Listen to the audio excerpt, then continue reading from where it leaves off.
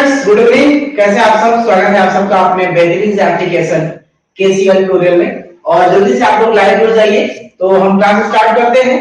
और आज की क्लास में हम जो बात करने जा रहे हैं, पढ़ने जा रहे हैं, वो फार्मास्यूटिकल केमिस्ट्री है। Diploma in pharmacy first year का टॉपिक है और इसमें चैप्टर नंबर 3 हम लोग शुरू कर चुके हैं, जिसमें से लेक्चर नंबर 2 हम पढ़ रहे हैं। लेक्चर नंबर 1 में हम लोगों ने बात किया था एक टॉपिक के बारे में, ठीक है। और अब हम लेक्चर नंबर 2 पे आएंगे। वो हेमेटोनिक्स पढ़ लिया था, अब लेक्चर नंबर 2 पे आएंगे। जो आज का टॉपिक है वो है गैस्ट्रोइंटेस्टाइनल एसिड। तो जल्दी से आप लाइव आ जाइए। सबको जो लोग लाइव जुड़ चुके हैं, प्रिया पटेल गुड इवनिंग, सुन्ना खातून जी गुड इवनिंग, ठीक है, आप जुड़ चुके हैं, चलिए वेरी गुड। तो सबसे पहले जैसे कि हम चैप्टर को स्टार्ट करने से पहले हम समझते हैं कि उसका जो नाम है वो क्या हमें बताना चाह रहा है, क्योंकि उसके नाम में बहुत सारा रहस्य छुपा होता है और लगभग नाम ही आधी चीजों को डिफाइन कर देता है। तो टॉपिक का नाम है गैस्ट्रोइंटेस्टाइनल एसिड, ठीक है। तो इसको हम लोग एक्सप्लेन करेंगे what is the meaning of gastro. तो जल्दी से सब लोग लाइव आ जाइए और फिर क्लास कंटिन्यू करते हैं बहुत तेजी से। मैक्सिमम 30 सेकंड तक और इंतजार करेंगे आप लोगों का, 30 सेकंड, उसके बाद हम लोग क्लास कंटिन्यू करेंगे। तो गैस्ट्रोइंटेस्टाइनल एसिड नाम से लग रहा है, इसको डिस्कस करेंगे हम लोग इस क्लास में, ठीक है।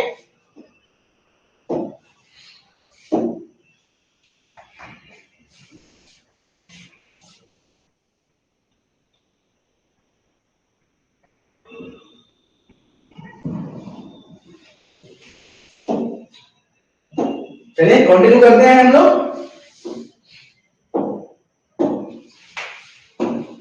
टॉपिक है gastrointestinal acid. Sachin ji good evening, hello, ठीक है। What is the meaning of gastrointestinal acid?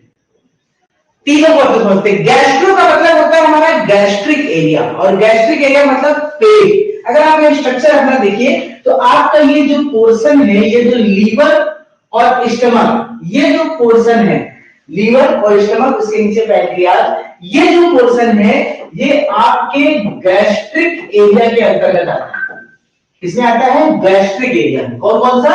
Liver और स्टमक। और उसके बाद नीचे वाला जो आप एरिया देख रहे हैं, ये जो एरिया है ये आपके इंटेस्टाइन के अंतर्गत आता है। यानी हम अपने पेट की बात करें तो हमारा जो पेट वाला एरिया है वो गैस्ट्रिक एरिया है, और उसके नीचे जो इंटेस्टाइन, इसमें ये small intestine, large intestine, colon, caecum, rectum, ileum, duodenum, jejunum, ये सारे पार्ट जो है वो सब के सब एनस वगैरह इंटेस्टाइन में आते हैं। और ऐसी दवाइयां जो या तो हमारे पेट वाले रीजन में काम करती है या तो हमारे इंटेस्टाइन वाले रीजन में काम करती है, दोनों जगह काम करती है, उसे हम गैस्ट्रोइंटेस्टाइनल ड्रग्स कहते हैं या गैस्ट्रोइंटेस्टाइनल एजेंट कहते हैं। यानी आज का जो टॉपिक है, युवराज जी गुड इवनिंग, आज का जो टॉपिक है उस टॉपिक में जो है हम लोग जो टॉपिक पढ़ने जा रहे हैं वो है गैस्ट्रोइंटेस्टाइनल एजेंट। क्या बोल रहे हैं युवराज जी?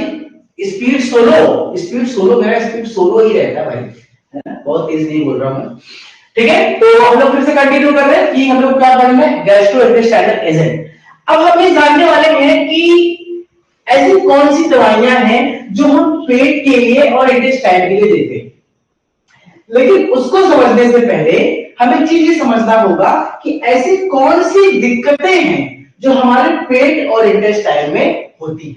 जो कि भाई अगर हमें दिक्कत मालूम चल जाएगी कौन कौन सी दिक्कतें हमारे पेट और इंटेस्टाइन में हो रही है, तभी हमको मालूम चलेगा कि दवा हम कौन कौन सी देते हैं अपने गैस्ट्रो और इंटेस्टाइन की, ठीक है।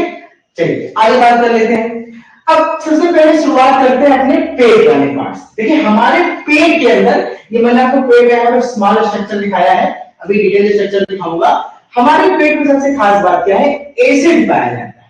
एसिड, वो एसिड क्यों पाया जाता है? वो एसिड पाया जाता है कि हम आज इंसान अच्छे हो गए, हम आज पका के भोजन करते हैं, लेकिन हम जब हमारे पूर्वजों की बात करें, हमारे एंसेस्टर्स की बात करें, आदिमानव की बात करें, तो वो कच्चा भोजन खाते थे। बहुत से जानवर आज भी कच्चा भोजन खाते हैं। तो उस केस में हमारे पेट में स्ट्रॉन्ग एसिड का होना बहुत जरूरी है ताकि उस खाने को हम डाइजेस्ट कर सके, उस खाने को हम पका सके। उसी तरह से अगर हम जो भी खाना खाते हैं, कच्चा पक्का नॉनवेज वेज कुछ भी है, वो हमारे पेट में जब जाता है तो हमारे एसिड के अंदर वो डिसॉल्व होता है, एसिड के अंदर जलता है, भुनता है, और एसिड की सहायता से ही वो छोटे टुकड़ों में टूटता है ताकि एब्जॉर्ब हो सके हमारे इंटेस्टाइन। यानी एसिड का होना बहुत जरूरी है। ठीक है, अब दो बीमारी हो सकती है पेट में बच्चों, दो बीमारी हो सकती है। एक बीमारी तो हो सकती है कि एसिड जो है वो कम बनने लगे। भाई एसिड जो हमारे पेट में बना है या नेचुरली एसिड है, वो एसिड कम बनने लगे। जब एसिड कम बनेगा तो आपको पता है कि खाना पचेगा नहीं, लोगों को इनडाइजेशन हो जाएगा, कच्ची डकार आएगी, खाने पकेंगे नहीं, उल्टी उल्टी फीलिंग आएगी। यानी एक दिक्कत तो हमारे सामने पहली ये है कि एसिड जब कम बनेगा तो हम जो ड्रग यूज करेंगे उससे कहेंगे एसिडिफाइंग एजेंट। ध्यान से समझिएगा, कैसे मैं आपको याद कराऊंगा कि इस चैप्टर में हम कौन कौन से ड्रग के बारे में पढ़ने वाले हैं। एसिडिफाइंग एजेंट का इस्तेमाल कब होगा? गैस्ट्रिक रीजन में जब एसिड कम बनेगा। दूसरा कारण क्या हो सकता है? जब एसिड ज्यादा बनने लगे। ये कब होने लगता है? बहुत सी कंडीशन आती है, आप खाना प्रॉपर नहीं खा रहे हैं, टाइम से खाना नहीं खा रहे, जिस टाइम आपको खाना खाना चाहिए उस टाइम नहीं खा रहे, खाने के बारे में आप ज्यादा सोच रहे हैं या दिन भर कुछ ना कुछ खाते रहते हैं, तो उस समय पेट में हर थोड़ी थोड़ी देर में, क्योंकि हम जब खाना खाते हैं या खाने के बारे में सोचते हैं तो पेट में एसिड रिलीज होना शुरू हो जाता है। तो आप टाइम से नहीं खा रहे हैं, खाने के बारे में सोच रहे हैं, दिन भर में कुछ ना कुछ खाए पड़े हैं, 15 मिनट में 20 मिनट में, तो उस केस में जब पेट में बहुत ज्यादा एसिड निकलने लगता है तो उस समय एसिडिटी हो जाती है, यानी एसिड की मात्रा बढ़ गई। अब इसको न्यूट्रलाइज करने के लिए हम जो दवा देंगे उसे कहेंगे एंटासिड, या कह सकते हैं एंट एसिड। यानी अब हमने दो तरह की दवा डाल ली कि जो गैस्ट्रिक रीजन में काम करती है, एक एसिडिफाइंग एजेंट और दूसरा एंटासिड। ओके, एसिडिफाइंग एजेंट और एंटासिड के बारे में हमने समझ लिया कि कैसे एसिडिफाइंग एजेंट काम करते हैं और कैसे एंटासिड काम करते हैं। तो ये हो गया, इसको भी डिटेल में हम पढ़ेंगे, इसके एग्जांपल पढ़ेंगे, इसके एग्जांपल कौन-कौन से कैसे काम करता है, क्या मैकेनिज्म है, ये सब हम पढ़ेंगे डिटेल में। अब हम बात कर लेते हैं गैस्ट्रिक रीजन। भाई गैस्ट्रिक, इसका काम क्या है? इसका काम है भोजन को एब्जॉर्ब करना, जो भी हम खाना खा रहे हैं उसको प्रॉपर यहाँ पे एब्जॉर्ब करना, और एब्जॉर्ब करने के बाद यहां से सारा जब पोषक तत्व निकल जाए तो यहां से वो जो खाना है वो वेस्ट मटेरियल बन करके यहां से बाहर निकल जाए, यहां से बाहर निकल जाए। अब हो सकता है कि जो आपका खाना है वो प्रॉपर एब्जॉर्ब नहीं हो रहा है, प्रॉपर आपका न्यूट्रिशन नहीं मिल रहा है, हो सकता है कि दिक्कतें हो रही हैं, तो हम वहां पे तीसरा ड्रग इस्तेमाल करेंगे, एब्जॉर्बेंट। ठीक है, दिस इज कॉल्ड एडजॉर्बेंट या एब्जॉर्बेंट, जो खाने को पचाने के लिए हेल्प करेगा, या आपने कोई पॉइजन वगैरह खाया है तो एब्जॉर्बेंट काम करेगा। चौथा यहाँ पे हम लोग यूज कर सकते हैं कि अगर किसी की लैट्रिन नहीं हो रही है, उसे कॉन्स्टिपेशन हो गया, भाई हो सकता है ज्यादा एब्जॉर्प्शन हो गया तो लैट्रिन वगैरह नहीं हो रही है, भाई दोनों दिक्कत, लैट्रिन पतली होने लगी, लैट्रिन के साथ बहुत ज्यादा पानी निकलने लगा तो उसे डायरिया कहेंगे। क्या कहेंगे? डायरिया। तो उसको ठीक करने के लिए हम एब्जॉर्बेंट देंगे। तीसरी कैटेगरी क्या होगी? एब्जॉर्बेंट। और चौथा केस ये हो सकता है कि लैट्रिन के साथ पानी बहुत ज्यादा एब्जॉर्ब कर लिया हमारे स्किन ने, हमारे इंटेस्टाइन ने, लैट्रिन बहुत कड़ी होने लगी, जिसको कहते हैं कब्ज यानी कॉन्स्टिपेशन, जो लैट्रिन होने में बहुत तकलीफ होती है या नहीं होती है, तो उस केस में हम क्या देंगे? उस केस में हम पर्गेटिव, लग्जेटिव, कैथार्टिक्स देंगे। ठीक है, हम वहां पे लग्जेटिव, पर्गेटिव और कैथार्टिक्स देंगे, उसका इस्तेमाल करेंगे। ठीक है, तो इस तरह से देखा जाए तो acidifying agent, antacid, absorbent, laxative, अलग अलग कैटेगरी की दवाइयां हैं जो कि हमारे गैस्ट्रिक और इंटेस्टाइनल रीजन में काम करती है, यूज होती है। इसीलिए इस टॉपिक के अंदर हम जो पार्ट पढ़ने वाले हैं उसका नाम है गैस्ट्रो इंटेस्टाइनल एजेंट। तो ये टॉपिक आपने अभी तक क्या क्लियर कर लिया, कॉन्सेप्ट क्लियर हो गया होगा। What is the meaning of gastro intestinal agent, क्या मतलब होता है इसका, क्यों पढ़ते हैं हम इसको, ये हम आप लोग समझ चुके हैं। तो हम अपने टॉपिक की तरफ मूव करते हैं, अपने टॉपिक की तरफ आते हैं और आपको ये चीजें खत्म करने की कोशिश करते हैं पढ़ाते।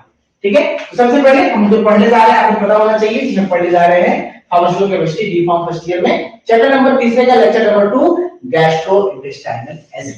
ठीक है, चलिए आगे बात करते हैं। What is the gastrointestinal agent?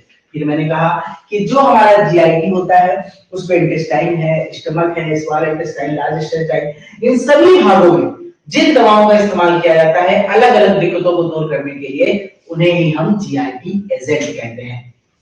ठीक है, एग्जांपल देख लीजिए, डेफिनेशन देख लीजिए, डेफिनेशन क्या कहता है इसको देख लीजिए थोड़ा सा।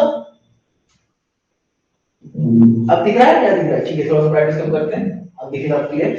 तो जीआईटी क्या है? GIT consist of series of organs. GIT में बहुत सारे अंगों की सीरीज होती है, डाइजेशन के लिए, फूड के लिए, फूड डाइजेशन के लिए, इंजेक्शन के लिए, एब्जॉर्प्शन के लिए और एक्सक्रीशन के लिए, ठीक है। और इनमें जो काम करने वाली दवाइयां, इसमें कौन कौन से ऑर्गन होते हैं, जैसे कि आइसोफेगस, मुंह से शुरू करिए, ओरल कैविटी, मुंह भी इसी में आता है, buccal cavity, stomach, small intestine, large intestine, rectum और एनस, ये सभी ऑर्गन जो है वो जीआईटी के अंतर्गत आते हैं, गैस्ट्रो इंटेस्टाइनल ट्रैक्ट। और इस सभी ऑर्गन में एक अपना फिक्स शेप और साइज होता है, और हर ऑर्गन का अपना फिक्स फंक्शन है। मुंह से लेकर के एनस तक जितने भी ऑर्गन इस सीरीज में है, सबका अपना एक फिक्स फंक्शन होता है, सबका अपना एक फिक्स काम होता है, उसी काम के हिसाब से वो काम करते हैं, ठीक है। और इसलिए जीआईटी एजेंट क्या होते हैं? ऐसे केमिकल जो जीआईटी रीजन में, गैस्ट्रो इंटेस्टाइनल रीजन में जो भी दिक्कतें होती हैं उसको ठीक करने के लिए देते हैं, उन्हें हम जीआईटी एजेंट कहते हैं। ये फिगर अभी आपको मैंने एक्सप्लेन किया कौन कौन से पार्ट होते हैं जीआईटी में, ये मैंने आपको समझाया। अब कौन कौन से एजेंट होते हैं मैंने आपको समझा दिया था कि पेट में acidifying agent, antacid, absorbent, conjunctive, ये सब फिर थोड़ा सा डेफिनेशन जान लेते हैं। इसका डेफिनेशन ये कहता है एसिडिफाइंग एजेंट क्या होता है? ऐसे एजेंट जो हमारे पेट में HCl की मात्रा को बढ़ाते हैं। ये कब यूज होता है? जब पेट में एसिडिटी कम हो जाती है, HCl मात्रा कम निकलने लगती है, तो क्योंकि वो जरूरी है खाने पचाने के लिए, तो उसे हम बोलते हैं एसिडिफाइंग एजेंट। एग्जांपल है डाइल्यूट हाइड्रोक्लोरिक एसिड, ठीक है या ठीक है। दूसरा है एंटासिड। एंटासिड का यूज मैंने बताया थोड़ी देर पहले कि जब पेट में एसिडिटी बहुत ज्यादा हो जाती है, उस एसिड को न्यूट्रलाइज करने के लिए हमें बेस यूज करना होता है। वो बेस दवाइयां जो होती हैं वो सारी बेसिक, जैसे आप लोग डाइजीन सिरप पीते हैं, मिल्क ऑफ मैग्नीशिया पीते हैं, वो सब बेस होते हैं। तो एंटासिड्स क्या होते हैं? Drug which neutralize the excess of HCl secretion in the stomach. जो पेट में निकलने वाले एक्सेस अमाउंट ऑफ HCl को न्यूट्रलाइज किया जाता है, उसे भी हम लोग एंटासिड्स कहते हैं। एग्जांपल देख लीजिए, sodium bicarbonate, aluminium hydroxide gel और कैल्शियम कार्बोनेट। ये सब सिलेबस में आपको पढ़ना है, आगे हम इन सबको बहुत डिटेल में पढ़ेंगे। चलिए आगे बात कर लेते हैं प्रोटेक्टिव एंड एब्जॉर्बेंट। मैंने क्या बताया कि ऐसी दवाइयां क्या होती है जब किसी को डायरिया होने लग जाए, बहुत पतली लैट्रिन होने लग जाए। डायरिया का मतलब क्या होता है कि आपके लैट्रिन के साथ, क्योंकि आपका इंटेस्टाइन का काम है कि जो भी वेस्ट मटेरियल भोजन का वहां से गुजर रहा है उससे न्यूट्रिशन और पानी को खींच ले, ताकि शरीर में पानी की कमी ना होने पाए। लेकिन जब हमारा शरीर ये काम नहीं कर पाता, हमारे इंटेस्टाइन ये काम नहीं कर पाते और पानी को पूरी तरह से नहीं खींच पाते हैं, पानी की कमी होने लगती है, उस केस में लैट्रिन पतली होने लगती है, डायरिया होने लगता है। इसको हिंदी में कहते हैं पेचिस पड़ रहा है। तो उस केस में जो दवाइयां देते हैं उसे बोलते हैं प्रोटेक्टिव एंड एब्जॉर्बेंट। अब उसको एग्जांपल बिस्मथ, सबकार्बोनेट, कैवलिन, इन सब का इस्तेमाल करते हैं। और मैंने कहा सलाइन कैथार्टिक्स, जब लैट्रिन बहुत कड़ी होने लगे, पानी जरूरत से ज्यादा एब्जॉर्ब होने लगे, यानी कॉन्स्टिपेशन होने लगे, उस समय हम यूज करते हैं कैथार्टिक्स। एग्जांपल है सोडियम, पोटेशियम टाइट्रेट और मैग्नीशियम। ये हम लोगों ने 4 कैटेगरीज पढ़ी क्लासिफिकेशन की। अब हमें बारी-बारी से इन सभी चारों के बारे में पढ़ना है कि क्या होते हैं, कैसे होते हैं। तो ये क्या होते हैं, कैसे होते हैं, ये आप समझ चुके हैं, मैंने आपको समझा दिया है, ये चीजें आप समझ चुके हैं। अब हम आगे डिस्कस करने वाले हैं इस क्लास में कि बारी-बारी से सबको एंटासिड्स क्या है, एसिडिफाइंग एजेंट क्या है, प्रोटेक्टिव एब्जॉर्बेंट क्या है, ठीक है। इन सब के बारे में हम लोग बारी-बारी से स्टडी करेंगे। तो आज की क्लास में 2 टॉपिक खत्म करेंगे और अगले क्लास में इसके 2 टॉपिक खत्म करके इस लेक्चर को हम 2 पार्ट में खत्म करेंगे। एक पार्ट में खत्म नहीं करेंगे क्योंकि सिलेबस बहुत बड़ा नहीं है आपका। जिस हिसाब से हम पढ़ा रहे हैं मुझे लग रहा है 2 से 2.5 महीने में सिलेबस खत्म हो जाएगा आपका, इसलिए बहुत जल्दबाजी की मुझे कोई बहुत जरूरत नहीं, ठीक है। तो एंटासिड्स क्या होते हैं मैंने आपको बताया कि ऐसे एंटासिड्स मतलब क्या है, नाम से सुनिए। अगर आपको मैं इसका थोड़ा सा डिस्क्रिप्शन देना चाहूं तो आप क्या देख सकते हो, ये एंटासिड शब्द है बच्चों, ये 2 शब्दों से मिलकर बना है, एक है एंटी और दूसरा है एसिड। आप नाम से देखिए एंटी एसिड, यानी एंटी मतलब अपोजिट, दुश्मन, भयंकर, पटक पटक के मारने वाला, किसको? एसिड को। जब हमारे पेट में एसिडिटी बहुत बढ़ जाती है, पेट में जलन होने लगती है, ठीक है, तो उस केस में एंटासिड। लोग एसिडिटी क्यों ज्यादा होती है, जैसे मान लीजिए कि आप भाई कहीं आप चले गए खाना खाने और आपको शादी में चले गए, अब बहुत आपको पसंद है डोसा, चिल्ला, मुर्गा, नॉनवेज, कचौड़ी, पनीर, आप अपने डोज से ज्यादा खाइए। जब अपने डोज से ज्यादा खाएंगे तो जितना आपका पेट एसिड रिलीज करता है उसको और ज्यादा एसिड रिलीज करना पड़ेगा उसको डाइजेस्ट करने के लिए, तो पेट पे एसिडिटी बढ़ जाती है। या हो सकता है कि आप रात को खाना खाते हैं रोज 8-9 बजे और सुबह 7 बजे 8 बजे उठते हैं, 10-12 घंटे आपके पेट को आराम मिलता है, आप सो लेते हैं। आप शादी वादी में गए, आप 12-1 बजे आप खाना खाए, सुबह आपकी नींद पूरी नहीं हुई और आप सवेरे 5:30-6 बजे 7 बजे उठ गए, विदाई कराना है, लड़की विदाई कराना है, तो उस केस में भी आपका जब पेट डाइजेशन नहीं होगा प्रॉपर तो एसिडिटी होने लगती है। या आप बहुत चीज बार-बार आप खाली पेट चाय पी रहे हैं या समोसा वगैरह बार-बार खा रहे हैं, हर 1 घंटे आधे घंटे कुछ ना कुछ खा रहे हैं, तो बार-बार एसिडिटी, पेट को एसिड निकालना पड़ता है, तो उस केस में एसिडिटी बढ़ जाती है। तो ये सब चीजें जो मैंने आपको बताया, अगर आप इसको कंट्रोल रखेंगे तो एसिडिटी आपको वैसे भी नहीं होगी। तो एंटी एसिड मतलब एंटी एसिड, जो एसिड को नष्ट करे। अब आपको पता है कि एसिड को नष्ट कौन करता है, एसिड को शांत कौन करता है? एसिड को शांत करता है बेस। अम्ल को कौन नष्ट करता है? क्षार। तो यानी इसमें जितनी भी दवाइयां हम इस्तेमाल करेंगे सभी क्षारीय प्रकृति के होंगे, यानी बेसिक नेचर के होंगे, ठीक है। तो antacids are available over the counter and taken by mouth to quickly relieve assisted effort। जब भी पेट में जलन हो, सीने में जलन हो, तो एंटासिड की आपको डॉक्टर के पास जरूरत नहीं है, ओटीसी मेडिसिन है। एक दिन ध्यान दीजिएगा, OTC, OTC over the counter, ये एक बहुत खास वर्ड है जो बार-बार आपको सुनने में आएगा, ओटीसी ओवर द काउंटर। इसका मतलब होता है कि ऐसी दवाइयां जिसके लिए आपको डॉक्टर के पर्चे की जरूरत नहीं है, डॉक्टर को दिखाने की जरूरत नहीं है, आप अपने से जाके मेडिकल स्टोर में बिना किसी प्रिस्क्रिप्शन के खरीद सकते हैं, उसे ओवर द काउंटर या ओटीसी ड्रग कहते हैं, ठीक है। तो ये सभी हम आसानी से ओटीसी ड्रग के रूप में खरीद सकते हैं, ठीक है। इनका जो ट्रीटमेंट होता है बेसिकली ये क्या करते हैं, एसिडिटी को रिड्यूस करते हैं, ठीक है। आगे समझ लेते हैं, ये अल्टरनेटिव होते हैं किसके लिए? एसिड को कम करने वाले बेसिकली क्या होते हैं? ये एल्कलाइजिंग एजेंट होते हैं। ये हम लोगों ने यहाँ पे इसको समझ लिया। चलिए आगे बात कर लेते हैं और कुछ बात जान लेते हैं एंटासिड के बारे में। एंटासिड के बारे में क्या है कि when an excess amount of acid produced in the stomach, the natural mucous barrier that protect the lining of stomach can degrade, leading to pain and irritation। इसको समझिए, बहुत ही खतरनाक चीज है। आपने पेप्टिक अल्सर के बारे में सुना होगा, तो पेप्टिक अल्सर के बारे में थोड़ा एक फिगर समझाता हूं। देखिए दोस्तों, ये जो हमारे स्टमक का फिगर है, इसको थोड़ा सा समझने की कोशिश कीजिए। ये जो हमारा स्टमक है, हमारा पेट है, इस पेट के यहाँ पे अगर मैं आपको दिखाने की कोशिश करूं इस कलर से, तो ये जो पेट के अंदर की दीवार होती है वो बेसिकली एक म्यूकस की दीवार होती है। ये म्यूकस की दीवार इतनी शानदार दीवार है कि हमारे पेट के अंदर जो एसिड है, खतरनाक एसिड, उसको हमारे दीवार, पेट की दीवार से टच होने नहीं देती है। आप समझिए कि ये जो ब्लैक वाला है ये पेट की दीवार है और ये जो है स्टमक की दीवार है, ठीक है। और ये जो हमारा एसिड है जो आराम से यहां आ सकता है, वो यहां नहीं आ पाता है। क्यों नहीं आ पाता है? क्योंकि ये जो दीवार है म्यूकस की, ये इसको रोक के रखती है।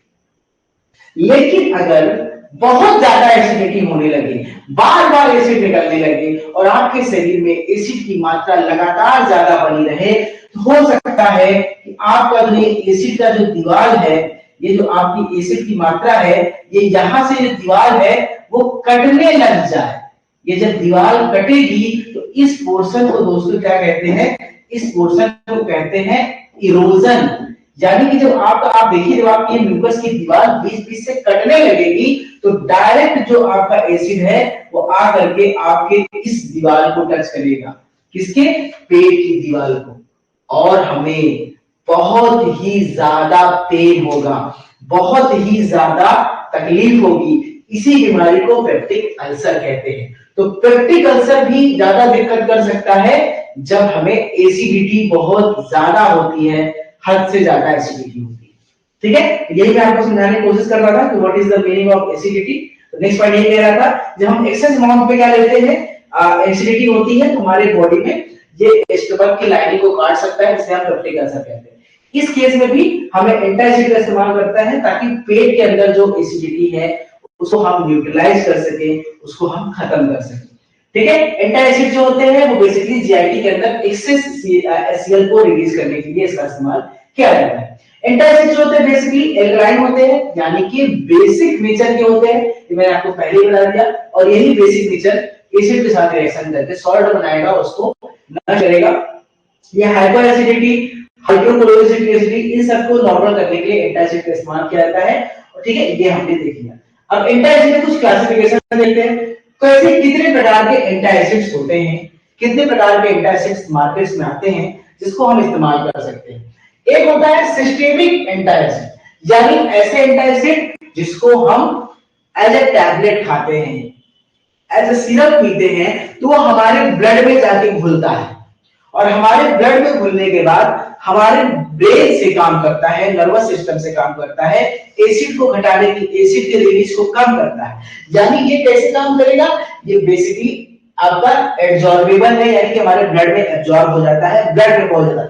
सिस्टेमिक मतलब जो ब्लड में चला जाए, ठीक है, sodium bicarbonate. Non systemic, non absorbable, जो ब्लड में नहीं जाता है, केवल बाहर बाहर से काम करता है, वो है हमारा दो प्रकार के हैं, एल्युमिनियम वाले हैं, aluminium hydroxide, aluminium phosphate, basic aluminium carbonate, और दूसरे हैं कैल्शियम वाले, कैल्शियम कार्बोनेट, ट्राइक एसिड कैल्शियम फॉस्फेट। यानी दो प्रकार के होते हैं बेसिकली एंटासिड्स। एक सिस्टेमिक जो ब्लड में पहुंचता है, दूसरा बिना ब्लड के बाहर, बस लेयर के बाहर से एसिडिटी को न्यूट्रलाइज करता है, वो हमारे होते हैं नॉन सिस्टमैटिक।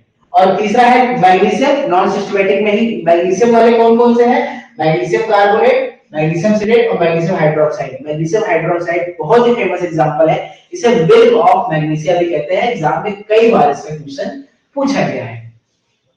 और कुछ कॉम्बिनेशन एंटासिड्स के जैसे aluminium hydroxide gel, magnesium hydroxide, ये सब कुछ कॉम्बिनेशन है जो एल्युमिनियम मैग्नीशियम के कॉम्बिनेशन के फॉर्म में आते हैं। चलिए हम बारी बारी से एंटासिड्स के बारे में बात करेंगे। पहला एंटासिड है सोडियम बाइकार्बोनेट, ठीक है, NaHCO3। ध्यान दीजिएगा, सोडियम बाइकार्बोनेट और सोडियम कार्बोनेट दो चीजें हैं। सोडियम कार्बोनेट में Na2CO3 होता है, बाइकार्बोनेट में H होता है। एक चीज याद रखना, बाई से मतलब है बेकिंग, बाई से मतलब बेकिंग। हमारे घरों में जो मीठा सोडा इस्तेमाल होता है ना, मीठा सोडा जिसको मम्मी लोग डालती है कचौड़ी को फुलाने के लिए, गुजिया को फुलाने के लिए, इडली को फुलाने के लिए, डोसा बनाने के लिए, तो जो बेकिंग सोडा होता है, खाने का सोडा होता है, एक्चुअल में वो सोडियम बाइकार्बोनेट होता है। अब मजे की बात है कि इसको खाने से फूल कैसे जाता है, क्योंकि जो हमारा NaHCO3 ये फार्मूला होता है NaCO3, जब इसको हम गर्म करते हैं तो यहां से CO2 गैस निकलती है, NaSCO3 से CO2 गैस बाहर निकल जाती है।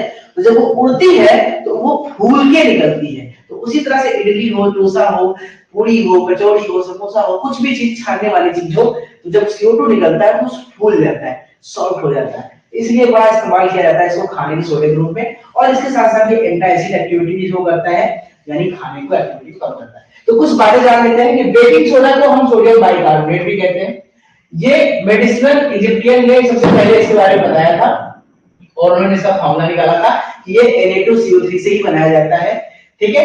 1971 में सोडियम बाइकार्बोनेट सबसे पहले फ्रेंच केमिस्ट थे जिनका नाम था निकोलस लेब्लैंक, उन्होंने सबसे पहले इसको बनाया था, ठीक है। और बना के दिया। 1846 में जॉन डविट अस्टिकर्च ने सबसे पहले इसकी मैन्युफैक्चरिंग शुरू की थी और सोडियम बेकिंग सोडा के नाम से उन्होंने इसको बेचना शुरू किया था एज ए खाना। अब इसका स्ट्रक्चर देख लीजिए, अगर आप देखेंगे तो यहाँ पे सोडियम है, सोडियम के साथ Na, यहाँ पे H लगा है और C के साथ T, देखो CO3, ये CO3 के साथ O के साथ N जुड़ा है। इसका बेसिक स्ट्रक्चर है, जो इसका आप स्ट्रक्चर देखेंगे और याद करेंगे, ठीक है। प्रिपरेशन की बात करें इसको कैसे बनाते हैं, बहुत आसान है। सोडियम हाइड्रोजन कार्बोनेट को लेते हैं, यानी NaSCO3, इसको लेकर के हम लोग क्या करते हैं, जब इसको गर्म करते हैं तो क्या करते हैं, ये इसमें से एक ऑक्सीजन निकलता है, O2 निकल जाता है।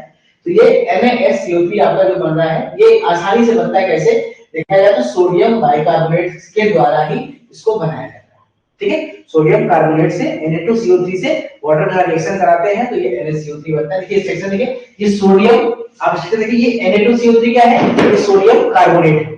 इसमें कार्बन डाइऑक्साइड और वाटर के साथ रिएक्शन कराएंगे। जो आप रिएक्शन कराएंगे तो आगे क्या बनेगा, यहाँ पे एक एरो बनाइएगा, ठीक है। तो ये क्या बनेगा, NaSCO3, ये सारे H2O CO2 में मिल जाएंगे, कंबाइन हो जाएंगे, दो मॉलिक्यूल बनेगा सोडियम बाइकार्बोनेट, ठीक है। ये एक तरीका होता है कैसे इसको बनाते हैं, इसको देख लीजिएगा, लिखिएगा। प्रॉपर्टीज की बात कर लेते हैं कि सोडियम बाइकार्बोनेट कैसा होता है। सोडियम बाइकार्बोनेट क्या होता है, व्हाइट क्रिस्टलाइन पाउडर का फॉर्म होता है। आपने घरों में देखा होगा मीठा सोडा। बेकिंग सोडा कैसा होता है, मिनरल वाटर होता है। स्पाइरली सॉल्वेंट वाटर पानी में कम घुलनशील होता है। एल्कलाइन होता है क्योंकि भाई आपको पता है कि बेसिक नेचर का होता है। और वीकली बेसिक सॉल्यूशन होता है, इसको जब डिसॉल्व करेंगे तो बेसिक कौन सा, दो बेसिक हुए, स्ट्रॉन्ग और वीक, तो ये वीक बेसिक सॉल्यूशन होता है। इसका रिएक्शन क्या है कि जब इसको बेकिंग सोडा को पानी के साथ मिला करके गर्म करते हैं तो ये क्या करता है, सोडियम हाइड्रोक्साइड और हाइड्रोकार्बोनिक एसिड यानी NaOH और H2CO3 में डूब जाता है। यानी मैं आपको थोड़ा सा रिएक्शन करके दिखा देता हूं यहाँ पे, ठीक है, कैसे होता है यहाँ पे देख लीजिए कि जब हम क्या करते हैं दोस्तों कि हम NaH ये CO3 इसको गर्म पानी के साथ मिला करके गर्म करते हैं तो क्या होता है, यहां से Na और इस पानी का OH अलग हो जाएगा तो क्या बनेगा, सोडियम हाइड्रोक्साइड। अब यहाँ पानी वाला H बचा है और यहाँ क्या बचा, HCO3, इसको मिल जाएगा तो क्या बन जाएगा, H2CO3। रिएक्शन कैसे याद करना है, देखो बहुत आसान है, इसका Na अलग करो और इसका H अलग करो, H2O का H अलग करो, अब यहाँ बचा क्या, OH अलग करो, अब यहाँ का H बचा और यहाँ का HCO3 मिला, H2CO3 बाइकार्बोनिक एसिड और सोडियम हाइड्रोक्साइड ये कन्वर्ट हो जाते हैं, ये टूट जाते हैं। ये इसका बेसिक सा रिएक्शन है, कौन सा रिएक्शन देता है पानी के साथ, ठीक है। चलिए बाकी बात कर लेते हैं। इसका अगर टैबलेट के फॉर्म में आता है तो ये 1 से 4 ग्राम तक आप पर डे खा सकते हैं, 300 ग्राम मिलीग्राम में 1 से 4 बार खा सकते हैं। स्टोरेज हमेशा इसको बंद कर रखिए क्योंकि आप मीठा सोडा पानी बाहर रखेंगे तो पिघल जाएगा या सहला जाता है, हमेशा कूल डाइट रखिएगा। और मॉलिक्यूलर वेट इसका 84.006 ग्राम के आसपास होता है, ये आप तो भी निकाल सकते हैं। यूज कहां यूज करेंगे, एंटी एसिड है तो एसिडिटी में यूज करेंगे, इस्तेमाल करेंगे। बाकी पानी को, जिसके यहाँ पानी बहुत हार्ड होता है, गंदा पानी होता है, उसको डलाकर पानी को सॉफ्ट करने के लिए भी इसका इस्तेमाल करते हैं। क्लीनिंग एजेंट का इस्तेमाल करते हैं, कुछ बर्तन वर्तन अगर गंदे हो, कढ़ाई वढ़ाई साफ ना हो रही हो, मैं आपको ट्रिक बता रहा हूं, थोड़ा सा उसमें डालिए मीठा सोडा, थोड़ा डालिए नींबू, रगड़ दीजिए, तब चमक जाएगा। उसके लिए यूज करते हैं कुछ मटेरियल जिसमें की प्रॉपर्टीज ऑफ मटेरियल के लिए सही रहते हैं, और ईयर ड्रॉप, कॉस्मेटिक और पर्सनल केयर प्रोडक्ट में इसका बहुत बखूबी इस्तेमाल किया जाता है, ठीक है। हमारा दूसरा कंपाउंड है एंटी एसिड में, वो है एल्युमिनियम हाइड्रोक्साइड जेल। हमला होता है Al का OH का होल थ्राइस, यानी OH ब्रैकेट में होल थ्राइस, ये हमला है। तो एल्युमिनियम हाइड्रोक्साइड को जान लेते हैं, ये भी एक अलग कंपाउंड है। तो एल्युमिनियम हाइड्रोक्साइड जो होता है वो मिनरल में एक पत्थर चट्टान होती है, मिनरल गिबेसाइट बोलते हैं, पहाड़ों से मिलती है, उससे मिलता है, ठीक है। बेसिकली निकाला जाता है। इसके साथ साथ ये बेराइट, डोलेराइट और लैड्रोस्टाइट, ये सब एक तरह के पत्थर है, चूना वाला पत्थर है, बेसिकली उनसे ये निकाले जाते हैं। एल्युमिनियम हाइड्रोक्साइड जो होता है वो बेसिकली एक एटम मॉलिक्यूल या 2 एटम के साथ कॉम्बिनेशन के फॉर्म में रहते हैं। ये बेसिकली गिब्साइट जो होता है, गिब्साइट एक चूना का पत्थर होता है गिब्साइट, उसी से मैक्सिमम एल्युमिनियम हाइड्रोक्साइड निकाला जाता है और बनाया जाता है। फॉर्मूला आपके सामने देख लीजिए, Al 3 OH ग्रुप है, OH 3 OH मतलब कि पानी ग्रुप है, उसके साथ कॉम्बिनेशन में है, ये हाइड्रोजन बॉन्ड जुड़े होते हैं। इसका स्ट्रक्चर यहां पे याद रखिए। कैसे बनाते हैं, इसको बनाना बहुत आसान है। एल्युमिनियम क्लोराइड लीजिए, एल्युमिनियम क्लोराइड को पानी से रिएक्शन करा दीजिए, ठीक है। कैसे रिएक्शन होगा मैं आपको दिखाता हूं यहाँ पे कैसे बनेगा। आप क्या करिए, आप पहले दिखाता हूं आपको कि एल्युमिनियम ले लीजिए, एल्युमिनियम क्लोराइड AlCl3, ठीक है। यहाँ पे फॉर्मूला होता है AlCl3, गलत लिखा हुआ है, ध्यान दीजिएगा, इसको सही कर लीजिएगा। AlCl3 है, इसका रिएक्शन कराइए 3 पानी के मॉलिक्यूल के साथ। अब आपको पता है कि पानी के मॉलिक्यूल में एक H होता है प्लस और एक होता है OH माइनस, और ये जब अलग होगा तो ये टूटेगा, किसमें टूटेगा, ये टूटेगा Al3 प्लस और 3Cl माइनस में, ये टूटेगा AlCl3। तो इसका 3 प्लस और इसका 3 OH, देखिए 3 H OH में है, इसका एक Al और इसका 3 OH मिल जाएंगे आपस में, तो क्या बना लेंगे, AlOH का होल थ्राइस। और यहाँ पे देखिए, यहाँ पे 3Cl निकला है और यहाँ पे 3H निकला है, ये क्या बना लेगा, 3HCl। देखिए आपके सामने रिएक्शन ये दिख रहा है, कैसे रिएक्शन होता है। यहाँ पे जब AlCl3 है, वाटर के साथ रिएक्शन करेगा, AlOH3 बनेगा, एल्युमिनियम हाइड्रोक्साइड और HCl मॉलिक्यूल यहाँ पे अलग हो जाएगा। इस तरीके से आप इसको यहाँ पे बना सकते हैं मेथड ऑफ प्रिपरेशन, ठीक है। आप ऐसे रिएक्शन देख के लिख लीजिएगा, ठीक है। कैसे कैसे बनाते हैं, क्या इसका प्रोसेस है, कैसे पैरेलली लेते हैं, क्या लेते हैं, इस सब कंटेंट आपको यहाँ पे लिखा हुआ मिल रहा है, स्क्रीनशॉट लेके आप इसको कंटेंट लिखिए, उनकी नोट्स आपको अपडेटेड है पहले। अब एल्युमिनियम हाइड्रोक्साइड की प्रॉपर्टीज देख लेते हैं, क्या होता है प्रॉपर्टी, कैसे इस्तेमाल होता है, कहां यूज होता है। तो molecular formula AlO3, molecular weight 78, या आप कैलकुलेट भी कर सकते हैं। तो इस प्रॉपर्टी, इसको और किस नाम से जानते हैं, इसको हाइड्रेटेड एल्यूमिना भी कहते हैं, ऑर्थो एल्युमिनियम एसिड भी कहते हैं, एल्युमिनियम एसिड भी कहते हैं, एल्युमिनियम हाइड्रोक्साइड कहते हैं, ठीक है। ये मिनरल में गिब्साइट पत्थर के रूप में बेसिकली पाए जाते हैं। ठीक है, ये हमारा इसका अब यूज क्या लेते हैं भाई, यूज वही है, एंटी एसिड है, एसिडिटी को कम करेगा, बेसिकली ये यूज करते हैं एंटी एसिड की तरह, एसिडिटी को पेट जलन में सही करता है। इसके साथ साथ ये वाटर के साथ मिलकर के बहुत तुरंत पीने से पेट में तुरंत जलन में आराम मिलता है, और ये टैबलेट के फॉर्म में और सिरप के फॉर्म में मिलता है। आपने डाइजिन किया होगा, डाइजिन में बेसिकली ये होता है, और डाइजिन टैबलेट में। अब हमारा अगला एग्जांपल है magnesium hydroxide. Magnesium hydroxide is also an anti acid formula है MgOH का होल ट्वाइस, ठीक है, यानी इस बार Mg के प्लस का होता है जिससे दो OH मॉलिक्यूल जुड़ेगा। तो इसका भी देखा जाए तो ऑर्गेनिक बेस है, it is non toxic in nature, बहुत आराम से खा सकते हैं, बिल्कुल भी नुकसानदायक नहीं होता है। इसका जो एक्वस सस्पेंशन होता है उसका मिल्क ऑफ मैग्नीशिया कहते हैं। मिल्क क्या क्यों कहते हैं इसको, क्योंकि आप मैग्नीशियम हाइड्रोक्साइड को जब पानी में घोलेंगे तो एकदम दूध की तरह सफेद हो जाता है, मिल्क की तरह, इसलिए इसको मिल्क ऑफ मैग्नीशिया भी कहते हैं। ये बहुत ही कॉमन एंटी एसिड होता है, ठीक है। ये मिनरल ब्रोसाइड पत्थर होता है, मिनरल ब्रोसाइड, जैसे वो गिबेसाइड था, ये ब्रोसाइड पत्थर होता है, उस पत्थर से बेसिकली निकाला जाता है, ठीक है। इसमें लो सॉल्युबिलिटी होती है वाटर में। इसका फार्मूला देख लीजिए, Mg के साथ दो OH ग्रुप जुड़ा हुआ है, ये MgOH2 इसका फॉर्मूला। इस तरह से बनाएंगे ना एग्जाम में तो नंबर अच्छे मिलेंगे। इसको बनाने का बहुत सिंपल तरीका है भैया कि मैग्नीशियम आयन ले लो, मैग्नीशियम के पत्थर आते हैं, चट्टान आते हैं, मेटल्स आते हैं, मेटल ले लो, उसको OH माइनस यानी पानी के साथ गर्म करो। जब आप पानी के साथ गर्म करेंगे तो पानी का OH निकलेगा, वो पानी वाला OH इसके साथ मिल जाएगा और यहाँ से हाइड्रोजन गैस बाहर निकल जाएगी, मैग्नीशियम हाइड्रोक्साइड बन जाएगा। बेसिकली इंडस्ट्री में कॉमर्शियली बड़े-बड़े लेवल पे उसको इसी तरह से बनाया जाता है। तो बाकी कैसे बनाते हैं ये डिटेल यहाँ पे लिखा हुआ है, कितना पानी लगता है, कितना गर्म करते हैं, ये सब आप देख सकते हैं। दूसरा तरीका है कि मैग्नीशियम ऑक्साइड ले लीजिए, MgO, मैग्नीशियम ऑक्साइड को पानी के साथ गर्म कर दीजिए, सेम कहानी, इसका OH लीजिएगा, कैसे जुड़ेगा, या फिर 2H2 लेना है, ये MgOH का वोल्टेज बनेगा, और इसका जो O है और इसका जो H है वहां से फिर से वाटर फॉर्म में निकल जाएगा। ये दूसरा तरीका है कैसे हम बना सकते हैं। प्रॉपर्टीज की बात कर लेते हैं, मैग्नीशियम हाइड्रोक्साइड की प्रॉपर्टीज क्या क्या है। इसका फॉर्मूला MgSO2 का माइक्रो वेट 58.3197 है, इसे आप खुद से भी निकाल सकते हैं। डेंसिटी 2.344, ये सब वर्ड याद रखिएगा, बहुत जरूरी होता है, ठीक है। मेल्टिंग पॉइंट 350 डिग्री सेल्सियस है, 350 डिग्री गर्म करेंगे तो पत्थर पिघल जाएगा, और इसका मोनोआइसोटोपिक मास होता है 57.9। यूज बिल्कुल वही यूज सब कर रहे थे, इसको हम एंटी एसिड की तरह इस्तेमाल करते हैं क्योंकि पेट में जलन होती है। इसके साथ साथ ये इलेक्ट्रिक कंडक्टर की तरह इस्तेमाल होता है क्योंकि मैग्नीशियम आयन प्रोड्यूस करता है। ये सस्पेंशन लैक्सेटिव और एंटी एसिड की तरह काम करता है। फूड में एडिटिव्स की तरह इसको इस्तेमाल करते हैं बहुत सारे। वेस्ट वाटर ट्रीटमेंट में पानी को साफ करने के लिए, गंदे पानी को साफ करने के लिए इसका इस्तेमाल करते हैं। और गोल्ड माइनिंग, जहां पे सोने की खदानों में भी इसका इस्तेमाल किया जाता है बड़े पैमाने पर, ठीक है। अब अगला है हमारा मैगलरेट। मैगलरेट भी एक तरह का चट्टान या पत्थर टाइप का होता है जो कि एंटी एसिड एक्टिविटी रखता है, क्योंकि हमारे पेट में एसिडिटी कम करने के लिए इस्तेमाल किया जाता है। तो मैगलरेट भी एंटी एसिड है जो कि अलग-अलग कंडीशन जीआई में से एसोफाइटिस जो हमारे एसोफेगस में इन्फ्लेमेशन है, डिओडेनल गैस्ट्रिक अल्सर में, और इसके साथ-साथ गैस्ट्रोफेगल रिफ्लक्स जो पेट से जलन होती है, डकार आती है, उस केस में भी इसका इस्तेमाल बहुत ज्यादा किया जाता है। मैगलरेट को सबसे पहले जर्मन के केमिस्ट थे गुंथर, ठीक है, गुंथर हालमैन ने 2 फरवरी 1960 को सबसे पहले इसको बनाया था, डिस्कवर किया था, और 1983 में इसको उन्होंने एज ए ड्रग, जो रिपॉन थे उन्होंने एज ए ड्रग इसको रजिस्टर कराया था कि ये दवा, ये इसका स्ट्रक्चर है, क्या क्या होता है, इसमें मैग्नीशियम आयन है, एल्युमिनियम सल्फेट आयन है, ये इसका मैगलरेट का फार्मूला होता है। कैसे बनाते हैं, इसमें हम एल्युमिनियम हाइड्रोक्साइड को पानी के साथ मिलकर के सल्फेट आयन की उपस्थिति में गर्म करते हैं तो मैगलरेट बनता है, यानी मैग्नीशियम आयन, वाटर, एल्युमिनियम और सल्फेट, इतना चीजें मिलाते हैं तो मैगलरेट का फार्मूला बनता है। प्रॉपर्टी देख लीजिए, इसका फार्मूला होता है AlHMgO5s+2, ये इसका फार्मूला है।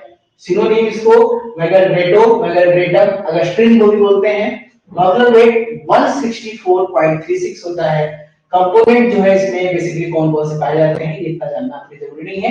यूज बिल्कुल वही यूज है, एक तो कच्ची डकार आ रही है, पेट में डकार, GERD, गैस्ट्रिक रिफ्लक्स हो रहा है, उसको इस्तेमाल करते हैं। एंटी एसिड की तरह भी इसको इस्तेमाल करते हैं, जो पेट में खट्टापन लगता है, कच्ची डकार आती है, एसिडिफाइड होती है, इस सब के इस्तेमाल करते हैं। अगर शरीर में मैग्नीशियम की कमी होती है तो उसके लिए भी इसका इस्तेमाल करते हैं। इस तरीके से इसका इस्तेमाल कर सकते हैं। हमारा एक और एंटी एसिड है कैल्शियम कार्बोनेट, जो कि सिलेबस में जितना भी एंटी एसिड दिया है वो सभी एंटी एसिड हम आपको पढ़ाना चाह रहे हैं। तो कैल्शियम कार्बोनेट सिलेबस में फॉर्मूला है CaCO3। आपने चूना खाया होगा, चूने में कैल्शियम कार्बोनेट होता है। आप लोग अंडा खाते हैं तो अंडे का छिलके में कैल्शियम कार्बोनेट होता है। जो आप पानी किसी बर्तन भरते हो धीरे धीरे नीचे सफेद हो जाता है, वो कैल्शियम कार्बोनेट होता है। जिस क्लास में खड़िया से आप लिखते हैं वो खड़िया कैल्शियम कार्बोनेट होता है, यानी हमारे शरीर में कैल्शियम की कमी के लिए लोग इसको कैल्शियम कार्बोनेट खाते हैं। और इसका एक और फायदा है, ये बेसिक होता है, इसलिए एंटी एसिड की तरह भी काम करता है, एसिडिफाइंग एजेंट की तरह भी काम करता है। ठीक है, जो कैल्शियम कार्बोनेट होता है ये मोस्ट पॉपुलर केमिकल होता है।